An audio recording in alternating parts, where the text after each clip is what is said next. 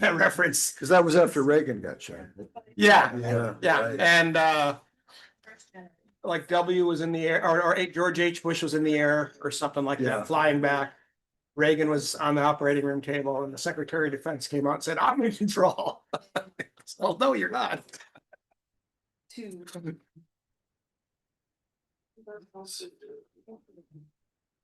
So we're gonna not sign this because that needs Mary Ann's signature, but Okay. we'll, but she's not here today anyway. She's on maternity leave. So you want me to go ahead and do this one if you want, or you wait for Mary? Just, I'll have Mary Ann sign it Okay. when we're able. Just did it. You want me to go through it? Yeah, we'll do the item. We just won't, we won't give her the official. She's not gonna be here.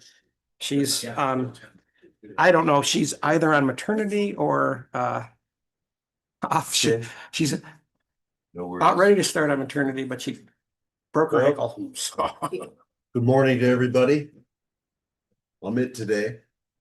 So, welcome to the June 8th, 2026. We're almost halfway through the year.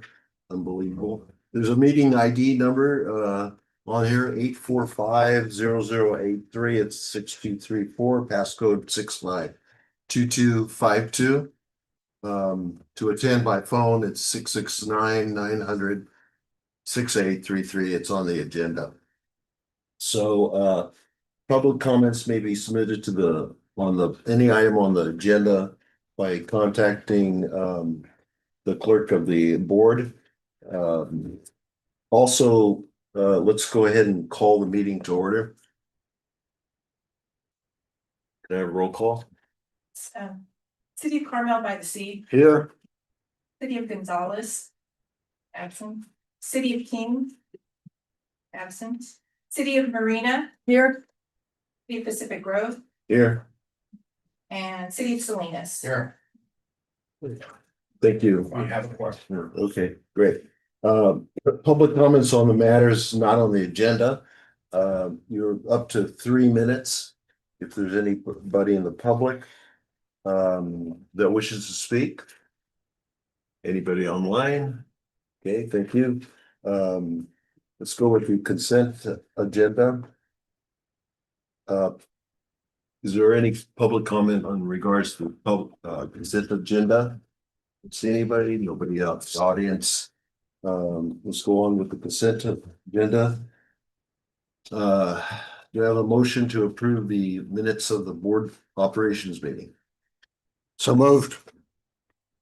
And I'll second. Okay, thank you. Why don't we go ahead and review the operations performance? You need a vote. You need a vote on the. Oh, okay, thank you. All those in favor of the consent agenda, say aye. Aye. Aye.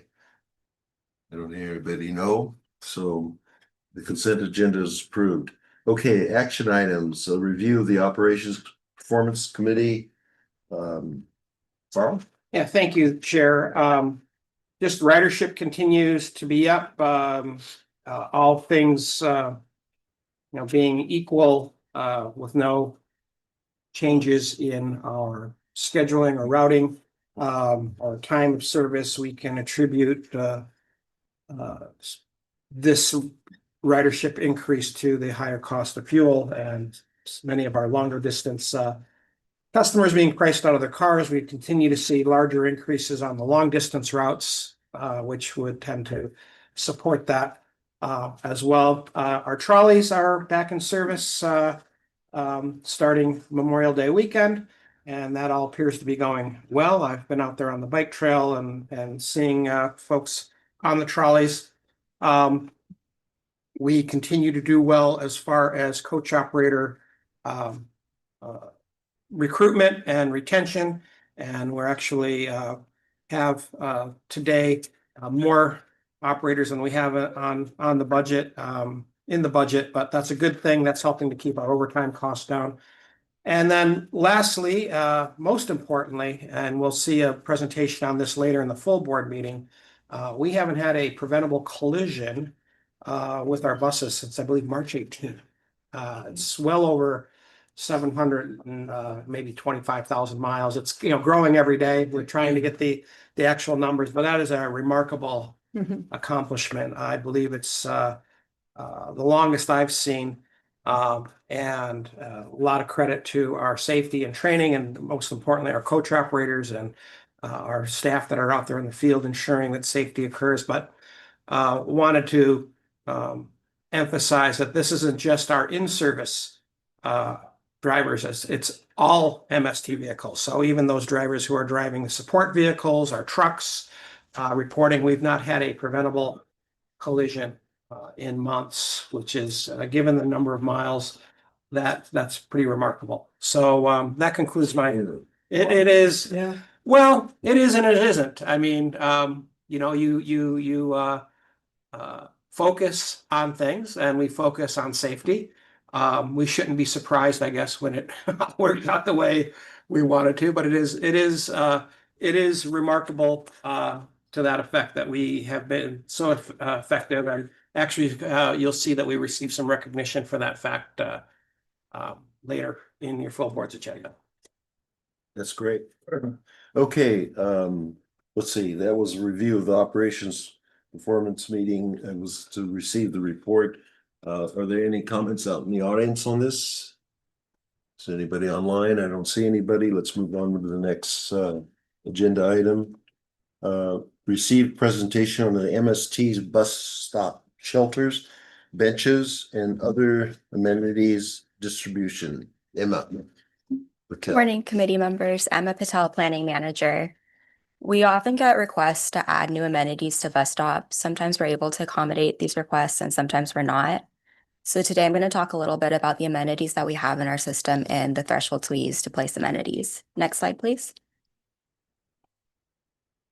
So we have a multitude of different amenities throughout our system. First off, we have bus stop signs. These are standard across our system. You see them at every bus stop. That's the flag. That's basically letting people know you can get the bus here.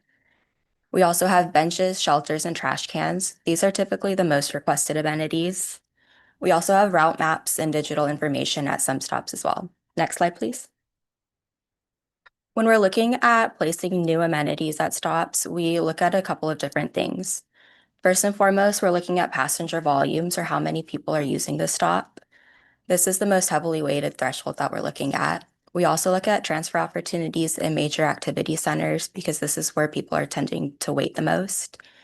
We also look at accessibility and safety. We don't want to place an amenity somewhere where it could be negatively impacting, like an ADA landing pad.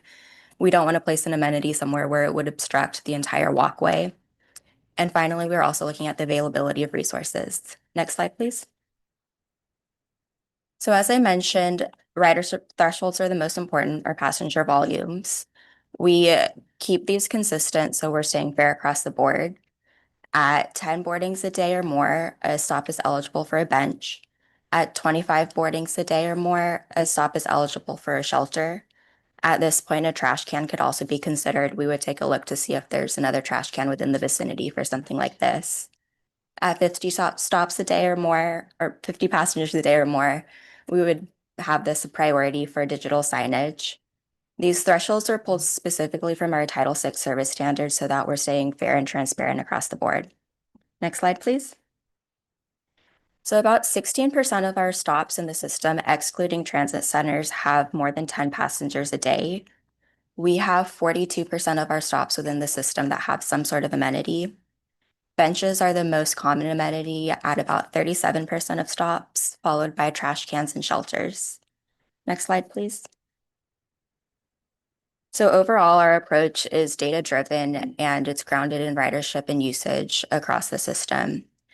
We want to remain fair when we're distributing these amenities, and context also matters. We're looking at the environment and the needs of each stop. Overall, we're looking at these principles to have a more rider-centered system. Next slide, please. That concludes my presentation. I'm happy to answer any questions. Thank you for your presentation.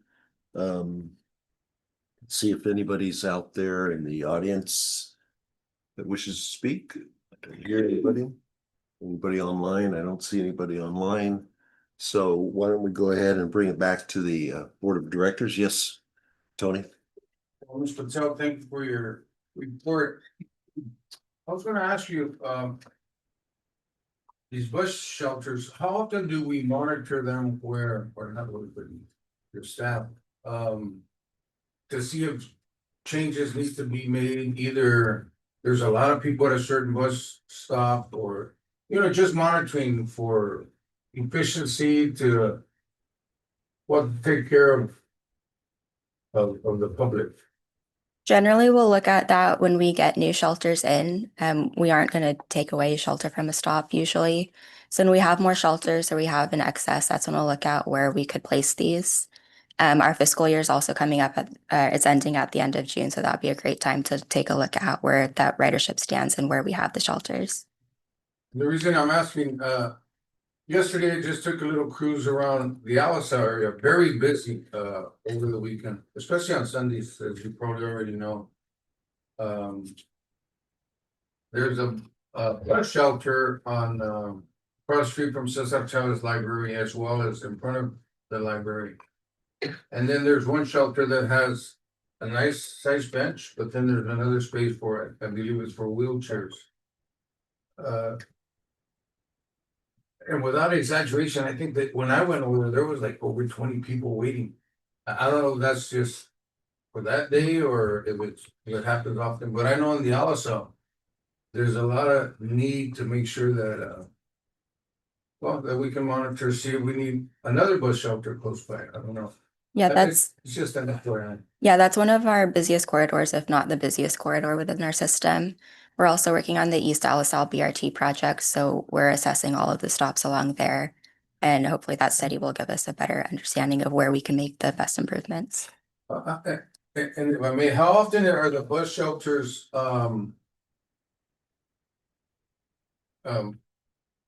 cleaned as far, you know, sometimes the sidewalk in the area of the bus shelter gets real dirty as well. How often do you folks go out there and clean them? I'm not sure the exact schedule of that. I know our facilities is out there pretty often, but I don't know the exact how often they're doing that. We have people out daily, Yeah. Responding Throughout. throughout the service area. Yeah. And our highest, capacity routes get the most service. So like the Jazz, we have staff who, you know, they start at one end, start cleaning, and they start at the other end. And I'm guessing line 41 is the same. We have Norm on the line. I don't know if he's able to speak up or not. I know he's not feeling well today, so there's something going on. Norm, if you can add anything to that, feel free. Yeah, we do. Hello, everyone. It's Norm. I'm not feeling well, but I'm listening, and I'll do my best to chime in where necessary. So yeah, we have all of our bus stops on a schedule based on ridership, and we tend to look at changes, either increases or decreases to service based on the ridership. So if there are areas that need a little bit more service, then we adjust accordingly. So it's what we do. And we have Paul Lopez, whose team actually does the cleaning with his hand up.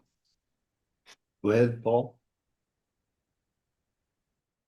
Hi, I just wanted to give a little information on our PM schedules that we have for bus stop maintenance. We're usually out there, especially in line 41, line 20, and the BRT, the Jazz. We're out there daily. So yes, we're out there daily picking up garbage, servicing the shelters, and servicing the cement. It gets really busy with garbage out there. So that's, you know, one of the things that how we know people are using our shelters. So yeah, extremely busy on those locations. You know, just one thank you. Just one other question. There's a lady that's become social media famous. She's taken ownership of a bus shelter over across the street from Target, and you know, I don't know if that's a Hardin shopping center or something. Yes, we're aware of that that situation. I believe operations supervisor are handling that. I heard she's back, and I'm not sure what we're going to come up with to solve the issue, but I know operations know about it. Yeah, and you know what? Besides operations, I'm wondering if we have a relationship with mental health or. We do. We have actually at one point we actually removed the shelter And this person we discovered through mental health has some emotional connection to that spot. It's not necessarily the bus shelter. So even when we removed the shelter, she remained there and would lay there all day long. There was rumor that there was some personal trauma that may have occurred at that location. And we've tried to attempt to work with mental health and housing, and she's just a difficult case. Unfortunately, that our system isn't able to address adequately. So the best we can do is react. With regard to the LSL, some of the issues that we have there with regard to adding more amenities are a result of lack of other infrastructure, sidewalk infrastructure, width of the sidewalk, because as Ms. Patel was able to speak to, we have to look at ADA considerations. And so we can't block access on that. And we are, though, putting more emphasis. We've had some really good success with solar lighting that we're putting more and more in. And the LSL is an area that the shelters can be pretty dark at night. So we're trying to put more resources into lighting, at least, if nothing else. And I know, thank you for that, and I know in partnerships, like it's been a few years back, but Hartnell College and the high school district got together. Yep. And they fixed up a sidewalk area and did a great job on it. Yep. We just talked about that the other day at Hartnell College. We're renewing our bus pass program, and I reminded them of our long history. That was 10 years ago. So believe it or not. Wow. So, but That was an awesome partnership. right. With a lot of the college students. Yeah, thank you. Okay, anybody else? Yes. Yeah, question for Emma.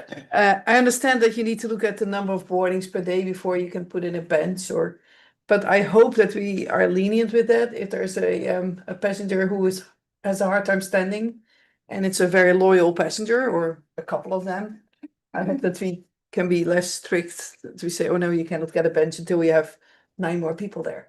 So Yeah, we look at a number of different factors. So ridership is the first thing that we look at, but we do take into consideration other factors. maybe also the lines where we have more delays. So people need to stand longer. Mhm. Yeah. Okay. Well, thank you very much for the presentation. Thank you. Anybody else on the board of directors? I was just gonna mention, I don't drive to Salinas as much as I usually do, but Monterey, I'm on Lighthouse a lot, and obviously in Pacific Grove a lot. And one of the things is I have seen if he's still online, the upkeep is unbelievable. And I see him cleaning down on Lighthouse, the benches and the shelter, and they're always immaculate. Just as a compliment to MST. Okay. Thank you. So this is to receive a presentation on MST. Is there anybody online? I think I already asked that question. Nobody on that. So this is just to receive a report. Correct. And let's move on to the next item. Receive lot 12 construction update in Salinas. Michelle. Good morning, committee members. Michelle Overmeyer, Director of Planning and Innovation. My staff report is on page 13.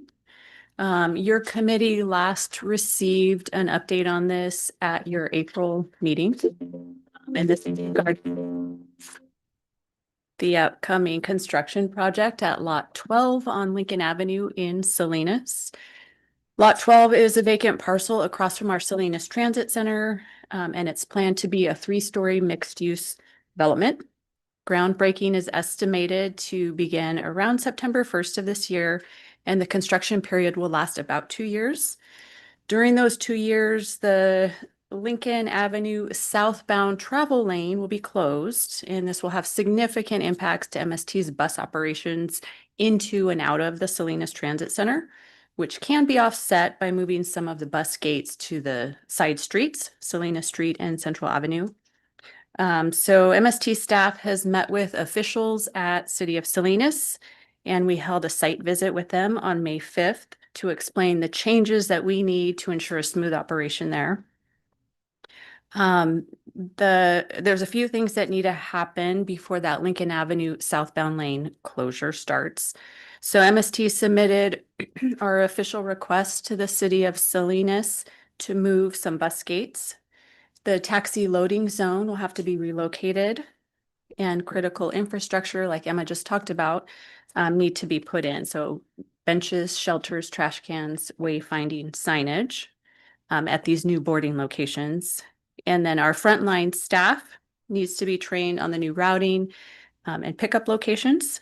And then, of course, our customers need to be notified. So MST submitted an encroachment permit package to the city, and we're requesting that the city waive the fees, which are estimated to be somewhere between $8,000 and $15,000. The city manager has indicated that he's looking for a mechanism for us to waive that fee. Additionally, we expect some expenses related to the transit infrastructure, so the shelters, the benches, the signage, and we're thinking that will come in somewhere around $7,000, and that'll come from MST's general fund. The city and the applicant don't have a formal outreach to the general public planned for this, so MST is taking the lead on a communication plan to alert the public to the upcoming changes at the Salinas Transit Center. So your committee won't meet again before these changes will take place in August, so we can come back to you in the fall and let you know how it's going at that time. And I can answer any questions you have. Okay, let's go with it. Yes. Well, it concerns me that the city doesn't have a plan for this. Well, it's not By the public? for our operational changes.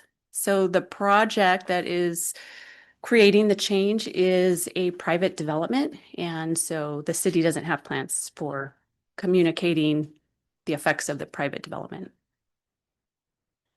And I think. Do they have information regarding what that's going to consist of? Cause I think we're responsible as a city to be. A lot of times I hear that's the developer's area. No, that's ours. We're actually responsible and ensure the public gets notified. Well, they are closing a city street for this development. Okay. So, you know, So is it okay I ask questions over there or? Sure. We also have the applicant for lot 12 here. And then we have, it looked like a City of Salinas staffer, Adriana Robles, is participating virtually. So I think they can probably best answer questions specific to the lot 12 construction. And then the MST team can answer questions related to the operational changes at Salinas Transit Yeah. Center. Ms. Robles, hi, good morning there, Tony. Good morning. What is the city doing as far as notifying the public with this street closure? So when the street closure application comes in, we will be working with our PIO team for notifications of detours. Great, thank you. Sure. Yeah, nice that was. Okay, Michelle, thank you for the information on this. Let's go out to the public, see if there's any comments. I don't see anybody. Or is there someone? we have the developer, Questions? is, Oh, if you okay. have questions for the developer. I saw she's you here. kind of, okay, no problem. Well, if I may, Ms. Avila, because you've been a good partner of the city and we have the best professional, Ms. Robles, on the line here. So how do you see the partnership? Because a lot of times at the city level, and also representing MSP here at Salinas, a lot of times we keep telling them that we don't inform them in that timely manner, and I'm always concerned about that. Sure. So we've been in touch with the city officials probably more than they would like at this point, huh, Adriana? No, we're speaking to them at least weekly on various topics regarding the project, including this one. So we're in very close touch with the city. And as the applicant team, we're talking with all of the neighbors on a one-by-one basis. So I'm almost done with meetings on that affected block, all of those neighbors. We have one more neighbor next. Next up is the folks across the street from the bus stop that will be transitioned as part of this.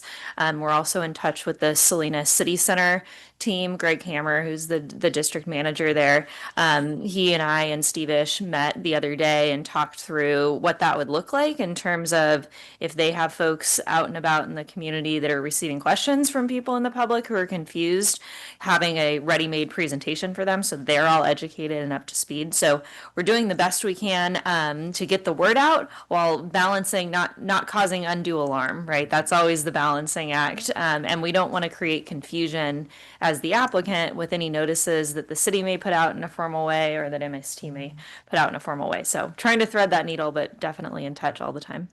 Yep. Thank you for your presentation there. Is there anybody in the public? Don't see anybody out there online. Don't see anybody here. So this is to receive the update on this, and it was on Lincoln Avenue, you said? Yes. Well, that's I live on Lincoln Avenue, but in Pacific Grove. I don't see any construction going on. So okay, thank you. The next one is, oh, you're up again. Me again. Receive an update on Salinas Rapid Bus and Transit Center relocation. Yes. Yes. For those just joining, I'm Michelle Overmeyer, Director of Planning and Innovation. My staff report is on page 15. I'm not sure why the slide isn't showing the map on here. But this will be posted to the MST website. We last presented to your committee in February. We are doing a planning study that is funded by Caltrans, and we have local match that's coming from the city of Salinas, MST, and Taylor Farms. There's a QR code here on the top right portion of the screen that will take you to our project webpage on MST's website. Next slide, please. So this is a refresher on the schedule. We started this planning study last summer, and we're expecting it to go through the end of this calendar year. The TAC is a technical advisory committee, and that is a group of people that are helping inform the study from a technical perspective. So we have TAC members from the city of Salinas, TAMC, the City Center Improvement Association, Caltrans, and MST. We've had 2 TAC meetings and we'll be preparing for our next one. We also have a community focus group that is participating throughout this process. We met with them in January, and then we did a community walk with that group in April. So you can see where we are here in the process. We are getting ready to do our outreach round 2 to the general public. Next slide, please. So I've already talked about the study goals with your committee. High level, we're trying to improve MST's on-time performance and reliability to all those people that use the bus. As Director Barrera pointed out, that he witnessed personally this weekend, many people waiting for the bus there. Next slide. We're also supporting the city with their Vision Zero policy, which is aiming to reduce accidents and fatalities to 0. Surface transportation is the safest form of transportation, and so we're looking to improve that in Salinas. Next slide, please. So there are 2 components to the planning study. One is our transit center relocation, and then the second component is a corridor piece, looking at our most popular service between downtown Salinas and the LSL community. Next slide, please. So we were scoped to look at 5 potential locations for permanently moving the Salinas Transit Center. We worked with city staff to identify the 5 locations that they wanted us to analyze. And the boundary here shows the downtown Salinas Improvement District. 2 of the locations were ruled out from further evaluation, and we're moving forward with 3 locations. So our Salinas Transit Center sees about 3,400 passengers on an average weekday. And when we surveyed our customers last fall, we found that about 40% of those customers are walking. So it's really important that we have a location that is within downtown and easily walkable. So I'll go over these 3 locations. So next slide. The first location is the Salinas Intermodal Transportation Center. This is on Market Street at the end of Lincoln, where the Amtrak station is. And what you'll see common through these 3 locations I'm going to go through is that all 3 plan for an expanded area for transit operations. Right now we have 9 bus gates at the Salinas Transit Center, and we're over capacity. So all 3 locations we're looking at can accommodate 12 boarding gates. And 2 of those will accommodate articulated buses, which are the 60-foot long buses, which is worst case. We don't have those in our fleet right now, but we're looking at a long-term location, and who knows, what is going to be needed 15, 20 years from now. All 3 locations are also going to include office space for MST's customer service staff. So we'll have a window for customers to come and ask questions. And all 3 locations have bike amenities. So the first location here, again, is an intermodal transportation center. And we have the bus gates organized closer to Market Street to reduce the walking distance for our customers.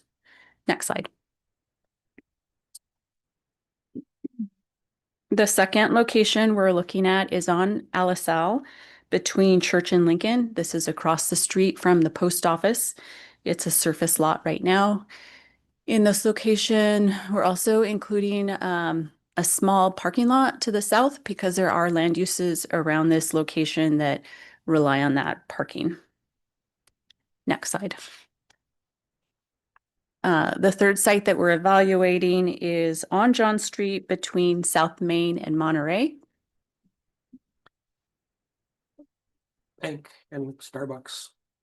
Right now, there's a Chase Bank and a Starbucks. So this third location is the only one of the 3 that is private development. The other 2 are publicly owned. Next slide.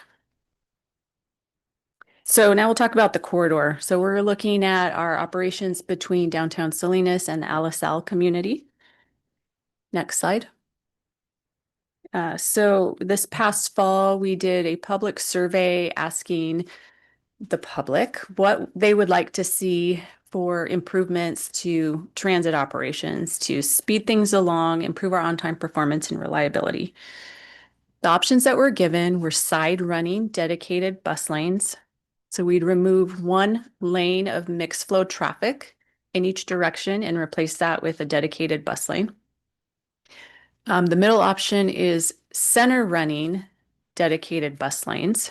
So again, removing 1 mixed flow travel lane and replacing in each direction and replacing with dedicated bus lanes, but this time in the center of the roadway.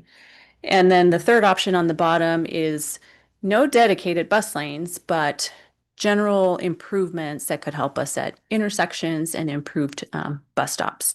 So in some cases, that would be changing our current bus stops from pulling over and out of traffic to extending the sidewalk so the bus stays in traffic, can board and deboard customers, and then just continue on without having to fight to get back into traffic.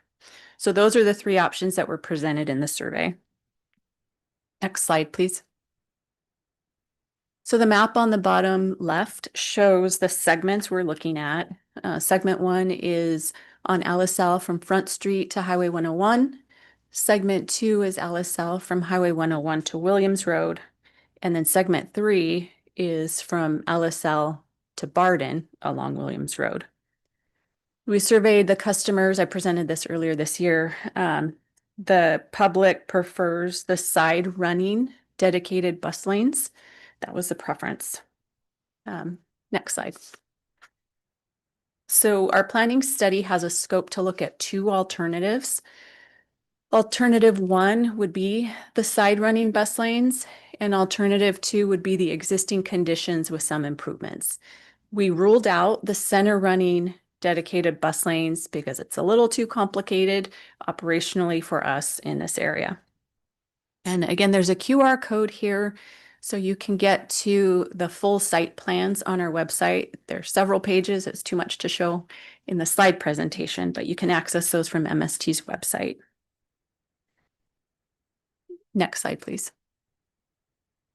We did a community focus group walk in April. We took that group of individuals out on the bus. We did not order a special bus. We packed in there, scheduled service, including a wheelchair user. So we had quite a group that was out there in April looking at different locations along the corridor. Next slide, please. So this is where the improvements would begin in Salinas. So this is Monterey Street and LaSalle. And under the two alternatives, it's pretty much the same here. We would be moving our near side bus stop headed eastbound to that far side location. So this is a rendering of what it would look like with the bus shelter moved to a far side stop. And then coming westbound, we would put in a queue jump so the bus could jump ahead of any traffic. Next slide. This is where we see the differences really start to be apparent. So this example here is on LaSalle. In the top example, you can see the dedicated bus lanes, what that might look like with existing conditions in the background. The plans call for installing bike lanes where there's enough space. The corridor is pretty long and the width varies. So where we can, we would put in dedicated bike lanes. On-street parking would happen on one side of the roadway where there is enough space. And then alternative 2 is on the bottom. Again, no dedicated bus travel lane, but you can see where the sidewalk has been expanded for an enhanced bus stop there. Next slide, please. And this example is on Williams Road. The city also has a study going on for Williams Road, and feedback they received from the public includes interest in a center landscape median. And so we've incorporated that into our alternative 1 with the dedicated bus lanes. Bike lanes are added in here where feasible. And in this segment, there's no on-street parking in this particular photo. At the bottom, alternative 2 is another one of those enhanced bus stops. No dedicated bus lane, but we have an in-lane bus stop with a shelter there. So that gives you an idea of what alternatives 1 and alternatives 2 look like. Next slide, please. So this is our schedule. The consultant is working on some additional evaluations, cost benefit. There's cost associated with the 3 transit center relocation sites and with the corridor alternatives. So they're finalizing those. And then they're also working on some evaluation metrics that I've outlined in my staff report. Some of those include for the corridor, transit travel time comparison, what the benefits to the priority populations would look like, and then road safety. Next slide, please. Once we have that information from the consultant, we'll be going out to the public for outreach round 2 this summer.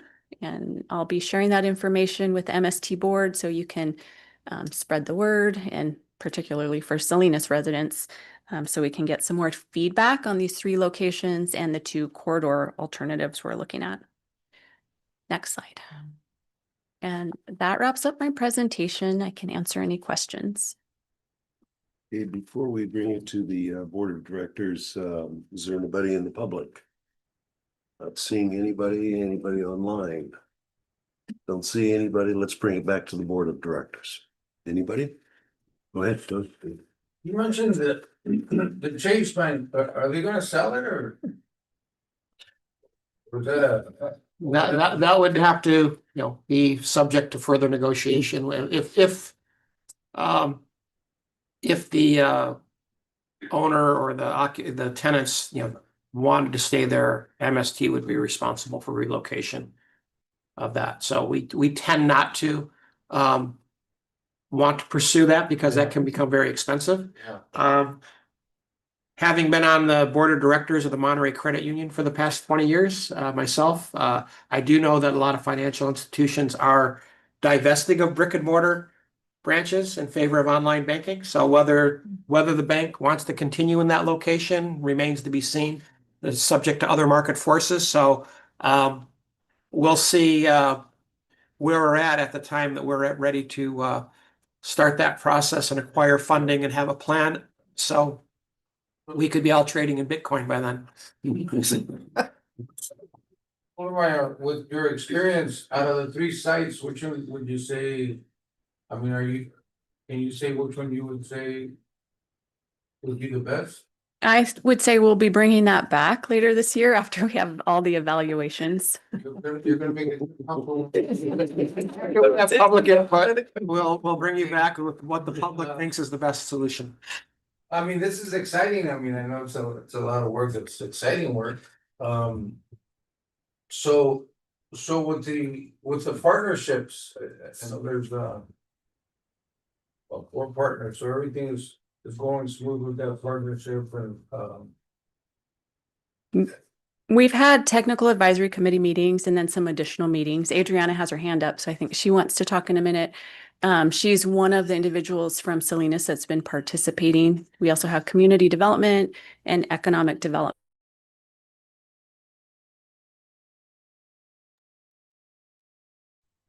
Hello. Okay. Adriana Robles, city engineer, City of Salinas. I just want to inform the committee, the City of Salinas does have 2 grants, one from the state of California, the other one from the federal government that do impact the Williams Road segment. We actually do have a community meeting actually tomorrow evening for the Williams Road Safe Street Corridor Improvement Project, and that is the federal grant that we received, a $16 million construction grant for improvements on Williams Road. That community meeting will be tomorrow night, 6 p.m. at 615 Williams Road. And we do have some concerns with the Williams Road segment if we were to move forward with dedicated bus lane, only because of the conflicts with those 2 other projects that I did mention. The other project is an active transportation plan project, which would be making improvements to bicycle facilities. So I would encourage the committee to also come out and participate in the Williams Road Safe Street Corridor Improvement Project tomorrow night. Thank you. Okay, go ahead, Tony. and I'm aware of that meeting because I'll be there tomorrow. Was there somebody from MST that was going to be there? I'll be there. Great. Mhm. Getting the heavy hitter there. So related to that, but coming back to your board on another date is the active transportation program, Safe Routes to School programs. We brought to your attention some issues that have arisen as we plan for transit. Some of these programs at the federal and state level actual call for lane widths that are oftentimes too narrow for a bus to safely operate. So I know Lisa Reinheimer and myself, we've been in Washington, D.C. talking to AASHTO. We've been in Sacramento talking. AASHTO is the American Association of Safety Highway Transportation Officials. Thank you. I knew I was trying to get to where the O was. And then also with the California State Transportation Agency, who oversee some of these grant opportunities to make certain that in the future, those grant opportunities and these programs don't preclude transit from operating in the streets because we're the safest form of surface transportation. And that will be coming back to your board with more of that later. We're in the process of meeting with all of your city officials. We're about halfway through all 13 jurisdictions. We've met with Salinas, Marina, Pacific Grove, Delray Oaks, Sand City, yeah. So we're working our way through the list, and we'll come back to you once we're done. Anybody else? Yes. Question about bicycles. I can't remember if I already asked, why is the bike lane for alternative one on Alisal? And why is the bike lane on the left side of the parked cars instead of the right side next to the sidewalk? Because this is not safe for bicyclists. You did ask this I thought so, question. but I can't remember the And answer. I believe what our engineers told us is because there are so many driveways along that corridor that the cars start inching out of the driveways to see if it's clear, that obstructs the bike lane. And that's why they placed it on the inside of the parked cars. Because I don't see any driveways in this little segment, but because this is really for bicyclists, this is the unsafest place you can be, with people parking and opening their doors to get out of their cars, and then buses going on your left side. So I would like to really ask people to really look into this. I know they're listening. So make sure that this is the best option. And also, if it's next to the sidewalk, please raise it to the level or almost to the level of the sidewalk. If you want to look at the Netherlands, that's what they do. So, Okay. Was there Thank anything you. else? no, thank you. Okay, thank you. Thank you for your report, and I know Director Barrera asked about what's your opinion, and you said something like that. Yeah. I've experienced, it depends. We'll get back to you. We need all the That's an information. excellent question. We'll get back to you. Right. Thank you. Hey, Excellent answer. thank you very much for your presentation. I don't believe there's no closed session. So if there's anything good for the order, we're going to end this meeting and begin the next one at 10 o'clock. So you have time to get your coffee. Thank you. Thank you. You did a heck